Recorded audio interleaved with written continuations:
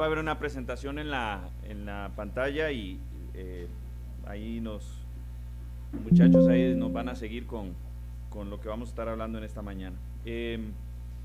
Bueno, quería hacer una aclaración. Nosotros no atendemos a los 1.600 misioneros, pues sería imposible, pero tenemos un equipo de Ministerio Internacional de Palabra de Vida que estamos, bueno, ahí en Estados Unidos algunos y otros por diferentes partes del mundo, y Palabra de Vida está dividido en regiones. Entonces cada región tiene un director regional y un equipo que ayuda también a cuidar a los misioneros de cada región. Pero una de las cosas que más pues a mí me gustan del Ministerio de Palabra de Vida, de esos 1.600 misioneros, solamente un poco más de 200 son misioneros de Estados Unidos. Todos los demás son misioneros o sirviendo en sus propios países o misioneros de otros países que no es Estados Unidos, que salieron como misioneros a otros lugares. Y de esos 1.600 misioneros, de esos que no son americanos, la gran mayoría de misioneros son latinoamericanos. De hecho, tenemos cada 3 años una reunión de todos los directores de todos los países. Nos juntamos cada 3 años, esa reunión la acabamos de tener en el mes de mayo, ahí en Florida. Y entre todos los directores de todos los países, el idioma que predomina es el español, exactamente. Obviamente todas las reuniones son en inglés, porque el inglés es el idioma pues en común y se traduce a los diferentes idiomas que no conocen, pero si todos se pusieran a hablar al mismo tiempo, el idioma que más predominaría sería el español, por 2 razones: una, porque somos la mayoría, y otra, porque somos gritones y hablamos fuerte. Entonces, pero realmente es un ministerio que Dios ha usado mucho. Ya llevamos 75 años sirviendo al Señor. El Ministerio de Palabra de Vida acaba de cumplir 75 años. 80, estoy atrasado. Este año estamos cumpliendo 80 años, sí, me quedé atrasado. Este año es nuestro 80 aniversario, me acabo de acordar porque estamos haciendo celebraciones por diferentes lugares. Y 2 cosas que caracterizan Palabra de Vida: la predicación del Evangelio y alcanzando a la juventud. Esa es nuestra meta. De hecho, la visión nuestra es cada joven dando su siguiente paso con el Señor. Eso es lo que queremos. Jóvenes inconversos, su siguiente paso es conocer a Cristo como Salvador. Un joven que conoce a Cristo, su siguiente paso es ser discipulado. Un joven que ya está confirmado en el Señor, su siguiente paso es comenzar a discipular a otros. Y los que están alcanzando ya un potencial de liderazgo, su siguiente paso es servir al Señor, involucrarse en la obra. Puede ser como pastor, como misionero, pero queremos ver los jóvenes dando pasos, avanzando en su relación con el Señor. Y eso es lo que el Señor también nos llamó a hacer aquí en Colombia, y esa es la razón por la que Josué y su familia, como dijo el pastor, en la segunda parte él va a pasar acá a compartir un poco en cuanto a lo que es el Ministerio de Palabra de Vida aquí en Colombia, pero estamos muy contentos de poder también ser de bendición a las iglesias en este país, para poder ver a los jóvenes, como decía, dar su siguiente paso con el Señor. Así que sin más, quisiera poder compartir la palabra de Dios en esta mañana. Y he estado en estos días compartiendo con jóvenes en una conferencia que tuvimos y comenzamos el viernes, terminamos ayer. Pero yo quisiera compartir con ustedes el primer tema que vi con los jóvenes el día viernes. Si hay alguno aquí que estuvo ahí, pues significa que el Señor quiere que lo escuche de nuevo. ¿Okay? Exactamente. Pero yo creo que va a ser de bendición para ustedes, porque es un tema que ha sido de mucha bendición para mí, para mi esposa, especialmente en un momento de nuestra vida donde el Señor hizo pues una obra grande, transformando nuestras vidas en áreas en las que necesitábamos ser transformados. Y parte de lo que el Señor usó fue lo que voy a compartir con ustedes en esta mañana. Así que el tema que vamos a hablar, y el tema de toda la conferencia, era más allá, ¿no? La conferencia se llamaba Más Allá. Y hablamos de más allá de la cultura, hablamos de más allá del conformismo, hablamos de más allá de las distracciones. Pero el tema con el que comenzamos el día viernes a la noche, que es el que voy a compartir ahora, es el tema de más allá de la superficialidad. Más allá de la superficialidad. ¿Y qué es lo que quiero decir con esto? Bueno, tiene que ver con nuestra comunión con Dios. Tiene que ver con eso. Y cuando hablamos de más allá, es que Dios siempre quiere que nosotros vayamos más allá, que podamos crecer, que podamos mejorar, que podamos estar más cerca de Él. Y hablando de nuestra comunión, tenemos que entender que Dios no quiere una relación superficial con nosotros. Dios quiere una relación íntima y una relación cercana con sus hijos. Ahora, hay un versículo en el Antiguo Testamento que para mí define claramente de lo que hablamos cuando hablamos de una relación superficial. Es el pasaje de Isaías capítulo 29, versículo 13, que lo tienen ahí en la pantalla, y que el profeta Isaías está diciendo lo siguiente. Dice, obviamente hablando a nombre del Señor, dice: porque este pueblo se acerca a mí con su boca y con sus labios me honra, pero su corazón está lejos de mí, y su temor de mí no es más que un mandamiento de hombres que les ha sido enseñado.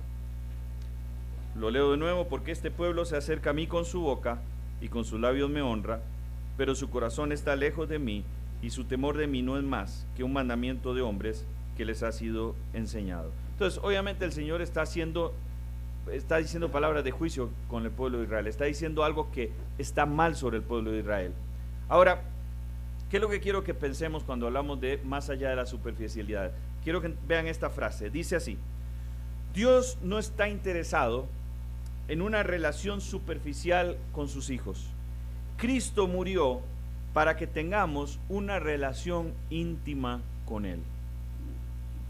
Lo leo de nuevo: Dios no está interesado en una relación superficial con sus hijos.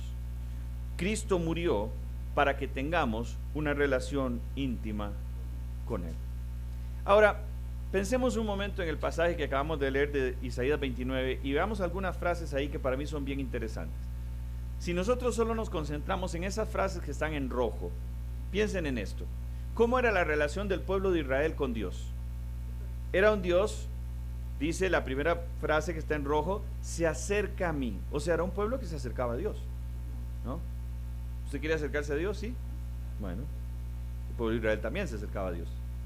La segunda frase en rojo era un pueblo que honraba a Dios. ¿Usted quiere honrar a Dios? El pueblo de Israel también honraba a Dios. La otra frase dice que tenían temor de Dios. ¿Eso es bueno? Sí. La Biblia dice que debemos tener temor de Él, ¿verdad? ¿Tiene usted temor de Dios? El pueblo de Israel también tenía temor de Dios.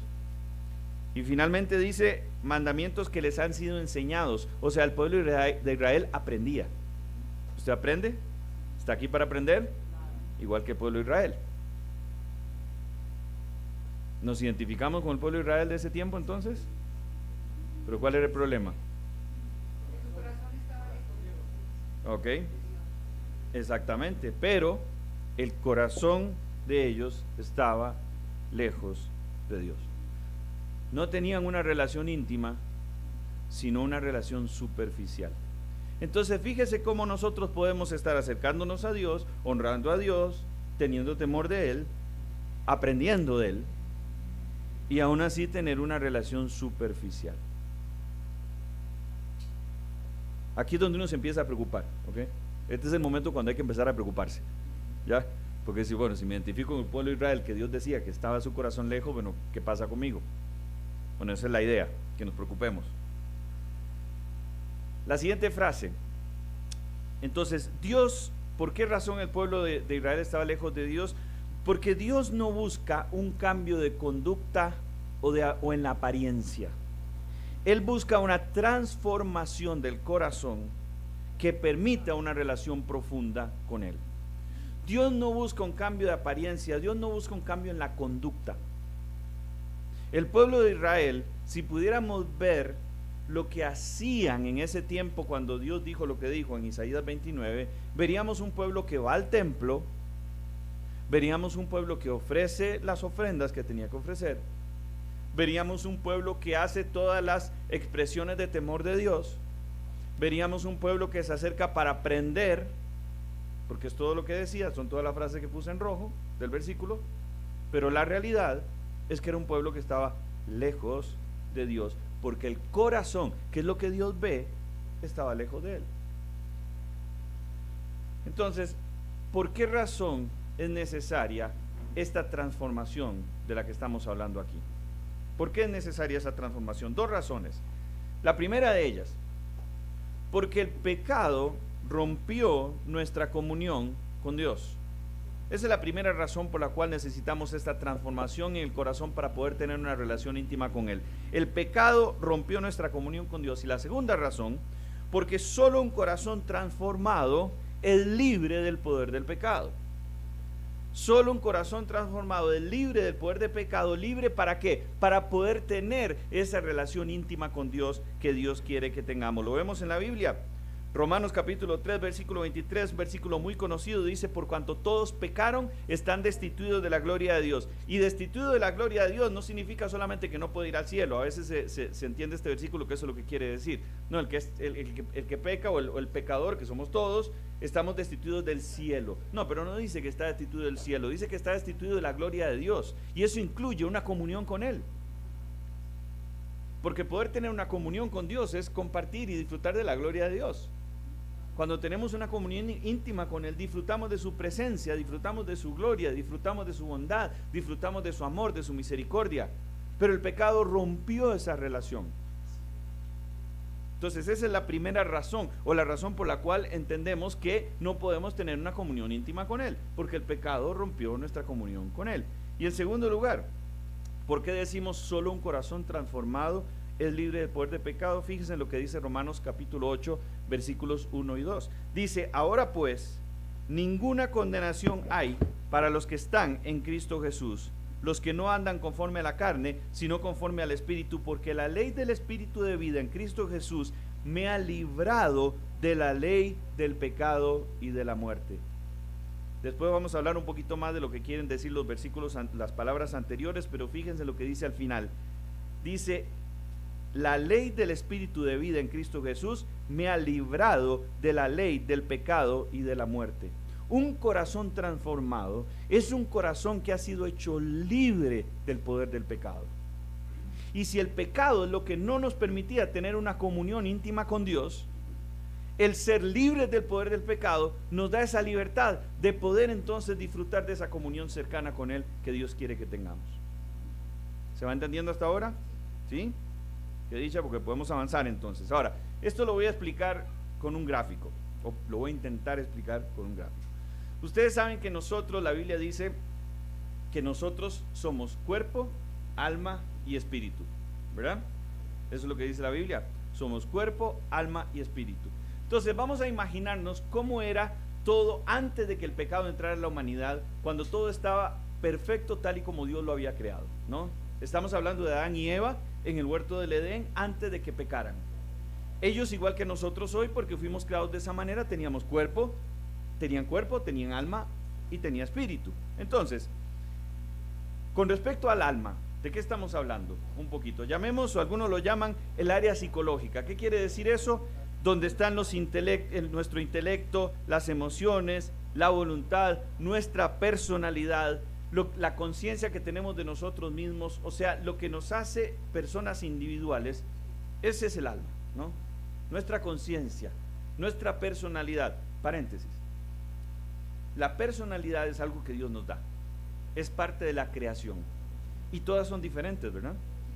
Algunos tienen una personalidad más extrovertida, otros más introvertida, algunos hablan más, otros menos. ¿Saben? Eso es perfecto y santo. No hay nada malo en ningún tipo de personalidad, en ninguno. El problema no es la personalidad, el problema es el pecado, que se puede manifestar de diferentes maneras en diferentes personalidades. Pero la personalidad en sí es dada por Dios y es justa y es correcta y es santa. Eso es importante, porque a veces yo me encuentro personas que piensan que hay algo malo con su personalidad. No, es que mi personalidad, no, la personalidad está bien, no hay ningún problema con eso. El problema es el pecado. ¿Okay? Entonces, todo eso es nuestra alma, y originalmente todo estaba bien. Intelectualmente Adán y Eva podían razonar y darse cuenta de la creación y entender la creación de Dios y tener una relación con Él. ¿Se acuerdan Adán cuando Dios lo mandó a ponerle nombre a los animales? ¿Se imaginan cuántos animales hay? Y Adán le puso nombre a todos, uno por uno. Hubiera sido yo hoy, le pongo nombre a 3 animales, y cuando le voy a poner nombre al cuarto se me olvida cómo le puse al primero, porque ya el intelecto nuestro jamás no llega a nada de lo que era en ese tiempo el intelecto de Adán y Eva. Con respecto a sus emociones, podían expresar sus emociones libremente, porque eran emociones puras, emociones santas entre ellos y para con Dios. La voluntad, siempre las decisiones que tomaban eran agradables a Dios, conforme a la voluntad de Dios. Todo era perfecto en el área del alma. ¿Qué tal con el área del cuerpo? el área fisiológica. Es esa parte de nuestro ser que nos permite conectar con la creación a nuestro alrededor, ¿no? Es donde tenemos conciencia de nuestro entorno, es con el cuerpo que tenemos frío, que tenemos calor, que sentimos las cosas, que hay algo que es muy caliente y nos va a quemar y lo sentimos y sacamos la mano. Todo eso que Dios creó para podernos relacionar correctamente con la creación, los sentidos, no, el gusto, el tacto, eso que en la escuela me enseñaron que eran 5 y ahora dicen que son como 10, van inventando cada vez más. Todo eso es la parte de nuestro cuerpo, y en Adán y Eva funcionaba perfecto, no envejecían, no había enfermedades, se conectaban correctamente con la creación de Dios, el lugar donde Dios los puso. Y finalmente el espíritu, esa parte que Dios nos da para poder conectarnos con Él, ¿no? Con el espíritu podemos tener conciencia de Dios, podemos tener comunión con Dios, decidimos obedecerle, nos conectamos con Él. Todo eso funcionaba perfecto antes del pecado. Hasta que, y lo más importante, ¿quién gobernaba nuestra vida? Dios. En el centro de nuestro corazón, en el centro del corazón de Adán y de Eva, estaba Dios. Dios estaba controlando las vidas de Adán y de Eva, conectando el cuerpo, el alma y el espíritu en una forma perfecta, coordinada, en armonía, para tener una comunión íntima con Él. Hasta que, ¿quién vino? El pecado. Y el pecado vino a hacer una revolución en todo el aspecto negativo con la humanidad. Y lo primero que sucedió cuando vino el pecado es el cambio más grande y más triste que pasó. Y es que Dios ya no estaba más gobernando, y puedes avanzar ahí, ya no estaba más gobernando, sino que quien estaba gobernando, ¿quién era ahora? Algunos decían Satanás. No es Satanás.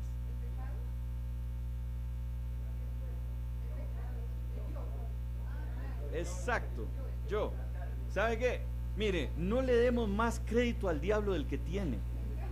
O sea, ustedes se imaginan, si decimos que el diablo fue el que entró en nuestro corazón, tendríamos que decir que el diablo es omnipresente. El diablo no es omnipresente, él no puede estar en toda parte. ¿Usted cree que el diablo está aquí ahora? ¿Usted cree que el diablo está aquí ahora? No está aquí. Tiene muchos otros lugares más importantes para estar. Metido en la mente de algún político importante a nivel mundial, tratando de provocar una guerra, está en algún otro lugar, pero ni está enterado de lo que estamos haciendo aquí. Él no está aquí, él no es omnipresente. Por aquí puede andar alguno de sus demonios, que le va con el chisme de lo que estamos hablando acá. Eso puede ser, ¿no? Si la iglesia comienza a crecer mucho, entonces algún chisme le va a ir para ver cómo podemos venir y meter chisme, meter división en la iglesia porque está yendo muy bien. Eso puede ser, pero el diablo no está aquí. Él no tiene tanta influencia. Él no fue el que destruyó nuestro corazón. Nosotros somos. Cuando yo comienzo a gobernar mi vida, comienzo a hacer un desastre. ¿Saben por qué? Porque yo no fui creado para gobernar mi vida. Yo fui creado para ser gobernado por Dios, como estaba originalmente. Cuando el yo comienza a gobernar, ¿qué es lo que pasó después del pecado? ¿Qué pasa con el alma? Comienzan los complejos, la inseguridad, la indiferencia, la culpa, los temores, los enojos, la depresión, la ansiedad, la frustración, y la lista sigue. Por eso es que las oficinas de los psicólogos están llenas, no hay cita ni para 3 meses. Por todos los padecimientos del alma que vienen ¿por qué? ¿Por culpa de quién? ¿Por culpa del vecino? ¿Por culpa de la esposa? ¿Por culpa de los hijos? No, por culpa del yo que está gobernando, que no tiene capacidad para gobernar la vida. Porque no fue creado para eso. Porque nosotros no tenemos la capacidad de gobernar nuestra propia vida. Por eso es que está ese vacío siempre en la persona que no tiene a Cristo, porque está tratando de gobernar su vida y no puede, y lo hace mal. Pero también el cuerpo fue afectado. Comenzó el envejecimiento, las enfermedades, la muerte vino por primera vez. Que por cierto, la muerte no es del todo malo, ¿saben? La muerte la dio Dios como la salida de un mundo caído. Si hay esperanza de dónde vamos después de la muerte es buena. Pero no era el plan de Dios original. El plan de Dios era que pudiéramos vivir para siempre en un lugar perfecto, pero ese lugar fue corrompido por el pecado. Y finalmente el espíritu, vino el hombre y comenzó a rebelarse contra Dios, comenzó a desobedecer a Dios, comenzó la idolatría a ser un tema importante en la raza humana, que lo podemos ver desde los primeros capítulos de Génesis. ¿Por qué? porque ese vacío de que el hombre comenzó a tener, de que antes adoraba a Dios, tenía una comunión con Dios, ahora ya eso no está, quedó solo el yo, y el hombre comenzó a buscar qué adorar. Algunos comenzaron a adorar criaturas, otros comenzaron a adorar las estrellas, el sol, y otros, que fueron los peores, comenzaron a adorarse a sí mismos. ¿Qué es lo que pasa hoy? Hoy la idolatría más grande que vemos en la cultura nuestra es la egolatría, o sea, el hombre se adora a sí mismo. Y de eso podríamos hablar mucho, pero no tenemos tiempo. Entonces, ¿qué pasó a partir de este momento? A partir del momento en que la relación con Dios fue rota, Dios no se quedó de brazos cruzados llorando y diciendo qué triste lo que pasó con la humanidad que yo creé y con la creación y todo lo demás. No, Él comenzó inmediatamente un proceso de reconciliación con la humanidad. De hecho, si nosotros pensamos en la Biblia y pensamos en un tema para toda la Biblia, para mí el tema de toda la Biblia es la reconciliación. Porque Génesis 1 y 2 vemos cómo Dios creó un mundo perfecto y la raza humana perfecta. Génesis capítulo 3, el pecado rompe la comunión con Dios. Y Génesis capítulo 4 hasta Apocalipsis capítulo 22, cómo Dios logró reconciliar consigo al mundo. Así que la reconciliación fue el propósito de Dios a partir de ese momento. Y una parte importante de ese proceso fue la ley. Y aquí vamos a empezar a hablar de algo que es muy, muy importante. Una parte importante de ese proceso fue la ley. ¿Por qué? Porque la ley vino no para resolver el problema del pecado, porque no podía, ahora lo vamos a ver, pero la ley vino para evidenciar el pecado, para que nos diéramos cuenta que lo que estábamos haciendo era contrario a la voluntad de Dios, que cuando mentíamos estábamos haciendo algo contrario a la voluntad de Dios, porque la ley dice que no hay que mentir. Que cuando robábamos estamos haciendo algo que es pecado, porque la ley dice que es pecado. La ley no era para cambiarnos, no era para volvernos otra vez a una comunión con Dios. La ley era para mostrarnos que éramos pecadores. Romanos 3:20 dice, ya que por las obras de la ley ningún ser humano será justificado delante de él, porque por medio de la ley es el conocimiento del pecado. Ahí está lo que yo estoy diciendo. La obediencia a la ley cambia la conducta, pero no soluciona el problema del pecado en el corazón del hombre. Y eso es lo que sucede cuando nosotros, y lo traslado a nuestro tiempo, pretendemos vivir la vida cristiana simplemente con un sistema de obediencia a reglas. ¿Ok? Hay que venir a la iglesia todos los domingos, hay que leer la Biblia todos los días, hay que vestirse de cierta forma, no hay que ir a tales lugares, hay que hablar de cierta forma, no tenemos que hacer esto, no tenemos que hacer esto, tenemos que hacer esto, tenemos que hacer esto. Reglas, reglas, reglas, reglas, reglas. Que lo que producen es un cambio de conducta, pero que no soluciona el problema en el corazón del hombre. ¿Qué estoy diciendo? ¿Que las reglas son malas? No, porque diría que la ley es mala y la ley no es mala. Pablo mismo lo dice, la ley es santa, justa y buena, pero no soluciona el problema del pecado, porque las personas seguimos quebrantando la ley, seguimos rompiendo las reglas. Entonces, ¿qué pasa con eso? Nuevamente, si avanzamos un poquito, volvemos al problema de Ezequiel 11:19 y les daré, perdón, no al problema de Ezequiel, volvemos al Antiguo Testamento donde Dios promete cómo solucionar este problema. Ezequiel 11:19, esto dijo el Señor en el Antiguo Testamento, ¿ok? Y les daré un corazón y un espíritu nuevo pondré dentro de ellos, y quitaré el corazón de piedra de medio de su carne y les daré un corazón de carne. ¿Cuál es la solución? Un corazón nuevo, una vida nueva. Porque la vida anterior y el corazón, el primer corazón, se fueron detrás de la idolatría, de la desobediencia, y la ley no puede cambiar ese corazón. Entonces Dios dijo, yo les voy a dar un nuevo corazón. Tenemos que avanzar rápido porque no queda mucho tiempo, pero ¿quién logró esto? ¿Quién fue el que trajo a nosotros la liberación del pecado por medio de un nuevo corazón? ¿Quién fue? Exactamente, Cristo. Cristo. ¿Cómo lo hizo?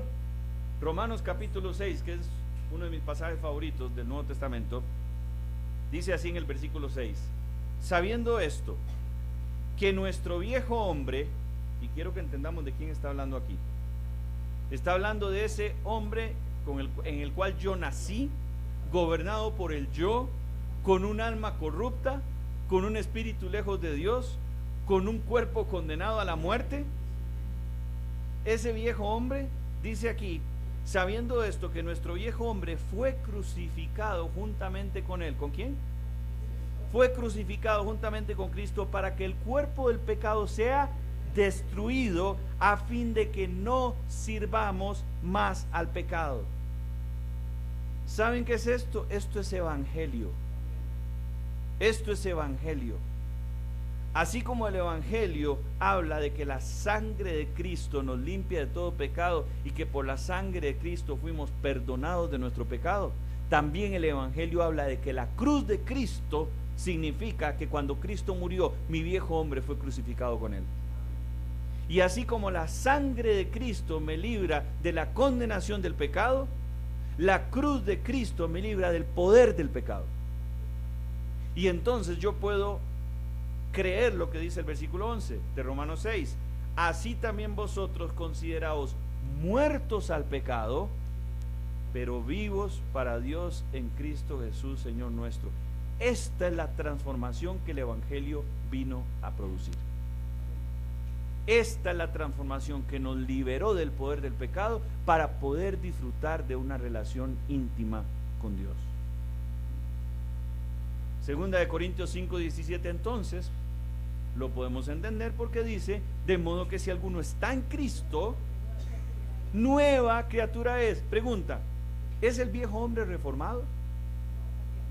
¿Es el viejo hombre que ahora se hizo bueno? ¿Es el viejo hombre que aprendió a obedecer la ley? ¿Es el viejo hombre que de repente comenzó un proceso de renovación para hacerse mejor? No, el viejo hombre fue crucificado, está sepultado. Este es el nuevo hombre quien yo soy en Cristo. Ahora estoy en Cristo, soy una nueva criatura.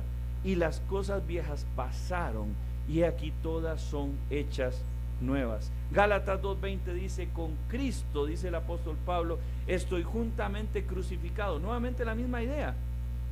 Cuando Cristo murió, yo morí con él. Dice: y ya no vivo yo. ¿Por qué ya no vivo?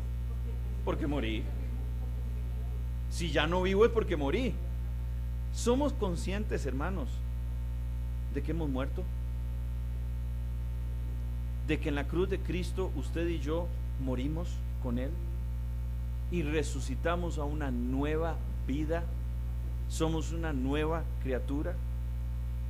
Dice: y ya no vivo yo, mas vive Cristo en mí. Y aquí es donde está eso, que es una verdad impresionante. ¿Saben quién es la nueva criatura en quien yo vivo ahora? Es Cristo en mí.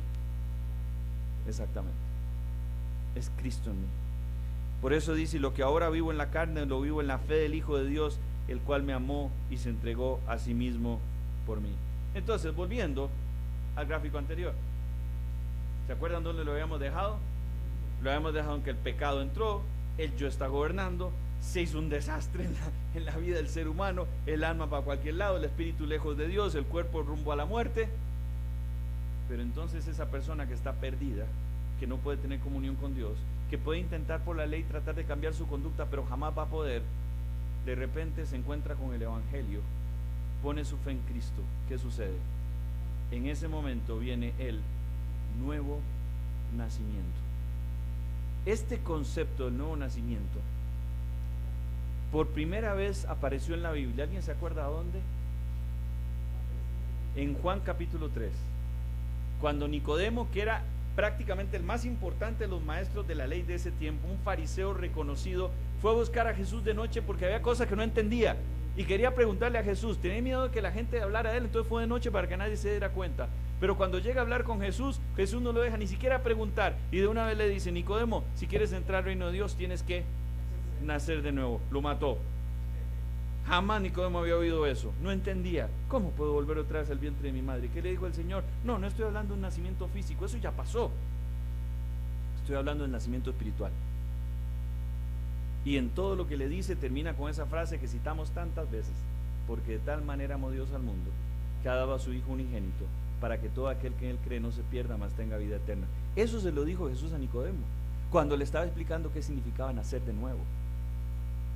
Ese nuevo nacimiento, que es realmente, nosotros usamos la frase cuando una persona recibe a Cristo, cuando nosotros decimos eso, recibir a Cristo. Pero saben que la frase para mí realmente más adecuada es nacer de nuevo. Porque es lo que realmente produce Cristo en nosotros cuando nosotros ponemos nuestra fe en Él. Nacemos de nuevo. Nuestro viejo hombre es crucificado con Él y somos hechos una nueva criatura en Cristo. ¿Qué pasó cuando vino eso? Bueno, ¿se acuerdan quién gobernaba al principio? Cuando todo estaba bien, ¿quién era? Dios. Después vino el yo por causa del pecado. ¿Sabe lo que produce el nuevo nacimiento? ¿Quién gobierna ahora? Cristo.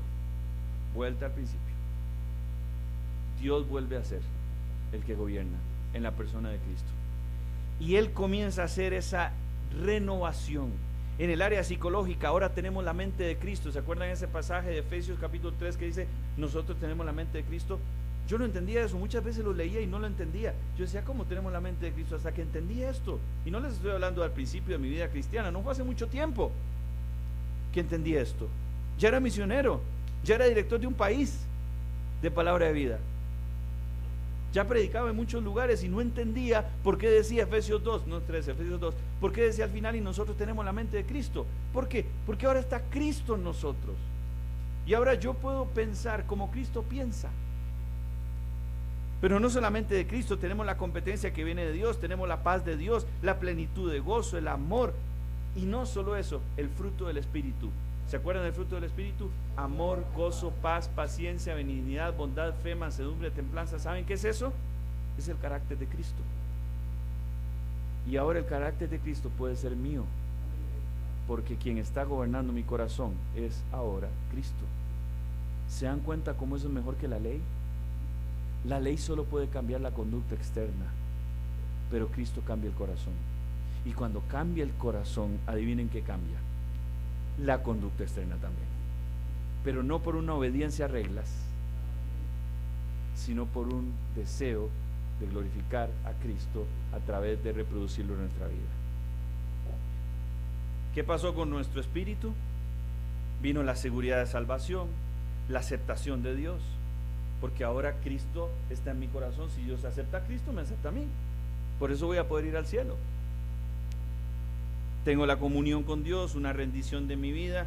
En la parte de mi cuerpo me encantaría poder decirles que ya no hay enfermedades y que no vamos a envejecer. No pasa eso. Pero nuestro cuerpo ahora es templo del Espíritu Santo. Nuestro cuerpo ahora se convierte en un instrumento en las manos de Dios. No leímos el resto de Romanos 6, pero eso es lo que dice. Dice que ahora podemos presentar nuestros miembros a Dios como instrumentos de justicia. Entonces, si mi cuerpo es un instrumento en las manos de Dios, ¿qué voy a hacer? Lo voy a cuidar. Lo voy a administrar bien.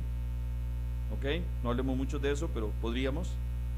Y el control de nuestro cuerpo y de las tentaciones y de los deseos carnales, ahora lo puedo tener porque Cristo está gobernando y puedo tener dominio propio.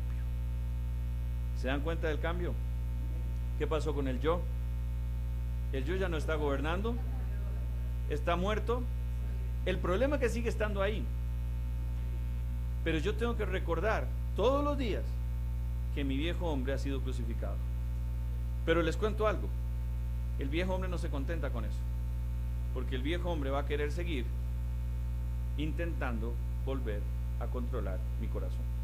Y esta guerra entre el viejo hombre tratando de volver al trono de mi corazón y Cristo seguir gobernando es lo que Gálatas capítulo 5 y en el capítulo 6 también describe como la lucha de la carne contra el espíritu. Esa lucha es real y es diaria, pero lo que Cristo vino a darme es la garantía de poder tener victoria siempre sobre la carne en la medida que le permitamos a Cristo gobernar nuestra vida y en la medida que le permitamos al Espíritu Santo hacer su obra de ir formando a Cristo en nosotros cada día. Y eso es lo que nos permite tener una comunión íntima con Él. Algunos versículos que tienen que ver con esto, Romanos 6:11, así también vosotros considerados muertos al pecado, pero vivos para Dios en Cristo Jesús. Dice después Gálatas 2:20, con Cristo estoy juntamente crucificado, ya no vivo yo, mas vive Cristo en mí. Efesios 4:22 y 24 dice, en cuanto a la pasada manera de vivir, despojados del viejo hombre. ¿Sabe lo que quiere decir despojados? Quitarnos de encima algo que ya no sirve. El problema es que a veces pensamos que el viejo hombre tiene algunas cosas buenas y lo seguimos usando y lo seguimos permitiendo tomar el control. Dice la Biblia que tenemos que despojarnos de él. Dice, y vestidos del nuevo hombre. ¿Quién es ese nuevo hombre? Es Cristo en nosotros. Por eso dice ahí, el nuevo hombre creado según Dios en la justicia y santidad de la verdad. En el nuevo hombre yo puedo vivir una vida agradable a Dios. En el nuevo hombre yo puedo dejar de practicar el pecado. En el nuevo hombre yo puedo tener una comunión íntima con el Padre. Después sigue Colosenses 3, 3 y 4, dice, porque habéis muerto. ¿Lo ven? Otra vez, habéis muerto. Ya morimos, nuestro viejo hombre ya no está. Habéis muerto y vuestra vida, la vida que tenemos ahora, dice, está escondida con Cristo en Dios. Cuando Cristo, nuestra vida, y presten atención a esa frase, Cristo, nuestra vida. ¿Quién es tu vida hoy?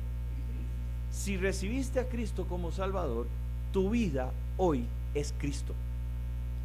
Y dice ahí que cuando Cristo, nuestra vida, se manifieste, entonces vosotros también seréis manifestados con Él en gloria. ¿Saben cuántas veces yo pensaba que este versículo hablaba de la segunda venida? No sé ustedes. Pues yo pensaba que este versículo hablaba de la segunda venida. Y un día entendí, no está hablando de la segunda venida. Cuando Cristo, vuestra vida, se manifieste hoy, a través de mí, viviendo la vida de Cristo a través mío, ¿qué va a pasar? Entonces vosotros seréis manifestados con Él en gloria. Entonces la gente va a poder ver la gloria de Dios a través de mi vida, porque va a haber una vida transformada, porque va a haber una vida llena de gozo, de la paz de Dios, del amor de Dios, de la misericordia de Dios, de la gracia de Dios, y eso glorifica al Padre. Dos más, Colosenses 3, 9 y 10. No mintáis los unos a los otros. Pero vean, ¿por qué no mintáis los unos a los otros? Porque Dios se enoja. No mintáis los unos a los otros porque la ley dice que no hay que mentir. No mintáis los unos a los otros, habiendo despojado del viejo hombre con sus hechos. No mintáis más, porque la mentira era parte del viejo hombre, y ya nos despojamos del viejo hombre. Y dice, y nos revestimos del nuevo, el cual conforme a la imagen del que lo creó se va renovando hasta el conocimiento pleno. ¿Se dan cuenta cómo cambia completamente la razón por la que vivo una vida en santidad? No vivo una vida en santidad como resultado de mi esfuerzo. Vivo una vida en santidad como resultado de lo que Cristo está haciendo en mi corazón. Y el último versículo, y con esto cerramos, que ya lo leímos, de modo que si alguno está en Cristo, nueva criatura es. Las cosas viejas pasaron y aquí todas son hechas nuevas. Son las 10:16, me pasé un minuto, pero les digo esto. Termino con esta frase. No pase. Esto no lo voy a ver. Pasamos a la última frase. Adelante, la que sigue. Ahí. Si tu relación con Dios gira alrededor de tu conducta, de la apariencia externa, de la obediencia a reglas, probablemente tu relación con Dios es superficial. Pero si tu relación con Dios gira alrededor de la obra que el Espíritu Santo está haciendo, transformando tu corazón conforme al de Cristo, porque acuérdate, Él es tu vida ahora, entonces muy probablemente tienes una relación íntima con Él. Los versículos que me salté de Colosenses eran nada más para explicarles algo que es importante, pero lo voy a decir brevemente, porque no quiero una mala interpretación. Las reglas no son malas. Si son puestas conforme a principios bíblicos, no son malas. Colosenses capítulo 2 al final dice, las reglas tienen cierta reputación en culto voluntario, en no me acuerdo las otras palabras, pero o sea, ayudan. Pero termina diciendo, pero no tienen valor contra los apetitos de la carne. Las reglas tienen su lugar para orden, para límites, para ayudarnos, especialmente cuando todavía somos inmaduros y no hemos crecido mucho en las cosas de Dios. Pero tiene que llegar el momento en que pasamos a la madurez. Y esa madurez significa cuando mi vida se vuelve una vida que va creciendo en santidad como resultado de la transformación de mi corazón y lo que el Espíritu Santo está haciendo formando a Cristo en mí. Y ahí ya las reglas no son importantes, porque lo que yo voy a hacer, controlado por el Espíritu Santo, siempre va a ser agradable a Dios. A veces las reglas se vuelven un gran problema para nuestra madurez, porque seguimos basando nuestra relación con Dios o basando nuestro crecimiento espiritual en la medida en que estamos guardando o no las reglas. Eso es muy peligroso y es muy dañino. ¿Saben por qué? Porque la madurez, dice Hebreos capítulo 5, es cuando por el uso tenemos nuestros sentidos ejercitados en el discernimiento del bien y del mal. Es algo que viene no por las reglas, sino por la madurez y de nuevo lo que el Espíritu Santo está haciendo la obra en transformar mi corazón. ¿Ustedes creen que el Señor Jesucristo vivía sujeto a reglas? Gracias a Dios que no. ¿Cómo reaccionaba Jesús ante el pecado? A veces mostraba amor, gracia y misericordia. Otras veces agarró un látigo y lo sacó del templo, dependiendo de lo que el Espíritu Santo le guiara. Por eso es que las reglas son peligrosas, porque las reglas dicen siempre tener que hacer lo mismo. Y de nuevo, está bien al principio, cuando estamos creciendo, cuando no entendemos mucho, pero tenemos que avanzar hacia la madurez, a una comunión tan íntima con el Señor, que sus pensamientos se vuelven los míos, que su amor y su pasión y su misericordia y su gracia se reflejan a través de mí, y el Espíritu Santo tiene la libertad de reflejar a Cristo en nosotros, y la gente lo ve, y las personas alrededor son bendecidas por mi vida. Esa es la comunión íntima con el Señor que debemos buscar. Oramos. Señor, gracias en esta mañana por tu palabra, pero gracias por sobre todo por la obra maravillosa que hiciste en la cruz del Calvario. Gracias, Señor, por tu sangre que fue derramada para el perdón de nuestros pecados. Pero gracias, Señor, porque en la cruz de Cristo, cuando tú moriste, nuestro viejo hombre fue crucificado juntamente contigo, y nuestra vieja naturaleza perdió el poder de controlarnos, y fuimos resucitados a una nueva vida. Y esa nueva vida, Señor, es Cristo viviendo en nosotros. Señor, que podamos decir como el apóstol Pablo: con Cristo fuimos juntamente crucificados, y ya no vivimos nosotros, mas vive Cristo en nosotros. Y Señor, ayúdanos a vivir esa verdad maravillosa del Evangelio cada día. Que cada día, Señor, podamos considerarnos muertos al pecado, pero vivos para Dios en Cristo Jesús. Y que esto nos lleve a esa comunión íntima que tú quieres tener con nosotros, por la cual nos reconciliaste contigo por medio de Cristo. Gracias, Señor. Y te pedimos que nuestra vida cada día sea un reflejo de la gloria de Dios, en la medida que Cristo, nuestra vida, se va manifestando hacia las personas a nuestro alrededor, a las personas que no te conocen, que podamos compartirles el Evangelio con una vida diferente, y que ellos puedan ver ese cambio en nosotros y darse cuenta que en Cristo hay diferencia. Gracias, Señor, en el nombre de Jesús oramos. Amén.